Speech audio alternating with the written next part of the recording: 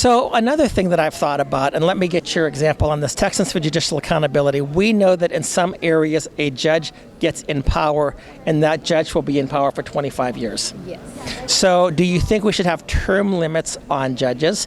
And we also know too that we have some good attorneys that would run against them. And like you've said, I mean, sometimes there is the fact that they will take a cut in pay.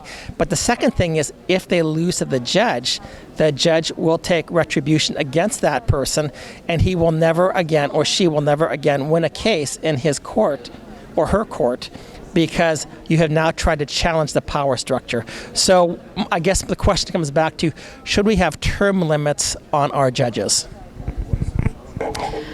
So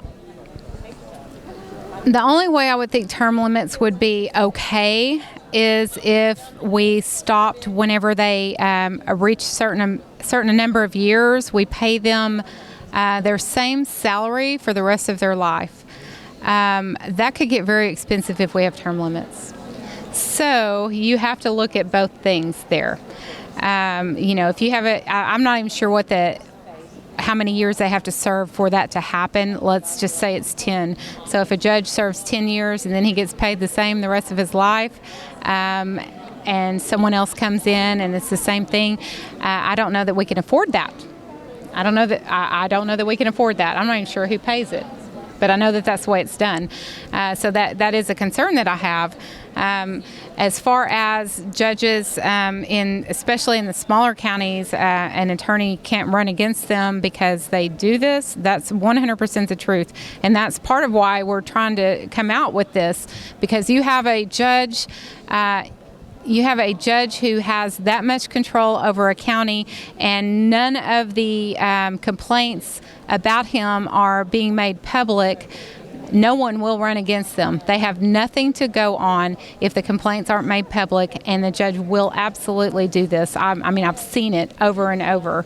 So I think that this is the number one way to get that to stop, so that people will run against them. Another interesting perspective that we differ a little bit on. I wonder why necessarily we should be paying judges lifetime salaries, but I agree with you. Okay. Should not. But one of the things that I think we will have almost unanimous agreement on, just recently I was reading another action that the State Commission on Judicial Conduct took, and the judge was unnamed. And I thought, well, wait a minute, how do we know who this person is? I think that judge, every single instance, should be named. And in fact, I also think, too, that when there's a complaint against them, that should be made public. And if they're exonerated because they did not do anything wrong, that should be made known as well. Absolutely. But go ahead and comment on that. Yes, so the 215, which the number has grown since I made that determination in January. I have not looked at how many have come forward since then, although it's not been many, I know. We want every single complaint to be made public. Right now, that's 215, but there's been about around 600 private complaints that don't show the judges.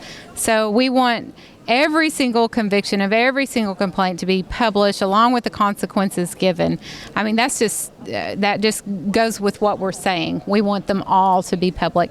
Now, as far as when one wins their case, if they've had a reprimand and there was actually shouldn't have been a reprimand and they win their case, yes, that needs to be public. We're not out to hurt judges. We just want honesty. We want transparency. It's vital that we have this. I think that it's important that you say this, because everybody says they want the same thing. But when it comes down to the pocketbook and how much money is being made, we've got to be honest and say a lot of times corruption and injustice actually pays better than honesty and transparency. And especially when we are impacting the citizens of our state. Because who's paying for this? Yes, the taxpayers are paying for part of it, but you have a lot of families and individuals that are being victimized by unjust proceedings or by the results of a judge who made something in error and he just claims immunity. And when you try to appeal that, the appeal says, well, the judge had immunity. He exercises discretion, and we can't do anything about it. But I do like some of the things that you've said down